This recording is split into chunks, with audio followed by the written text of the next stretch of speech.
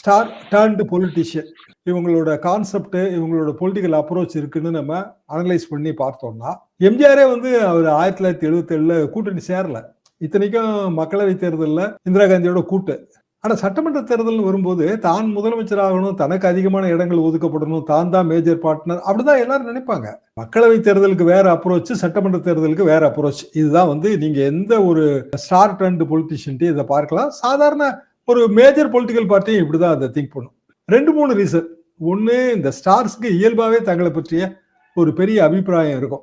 Crowd, அந்த charisma, இதெல்லாம் வந்து ஒரு வகையான கிறக்கத்தை ஏற்படுத்தி விடும். அப்போ தங்கள் பலத்தை அவங்க அதிகமா தான் எஸ்டிமேட் போடுவாங்க. அப்போ விஜய்ங்கிறவரு ஒரு கட்சி ஆரம்பிச்சு அவரோட ஒரு சினிமா பாப்புலாரிட்டியில் தான் அந்த ஓட்டு வங்கி வரப்போகுது அப்படின்னா அவரு தன்னை பற்றிய மிக மதிப்பீடு வச்சிருப்பாரு. அப்படி இல்லைன்னா ஒரு தேர்தலுக்கு வந்து அந்த மிக மதிப்பீட்டோட முயற்சி பண்ணி பார்ப்பாரு. அடுத்தடுத்த தேர்தலில் கோர்ஸ் கரெக்ஷன் பண்ணுவாரு.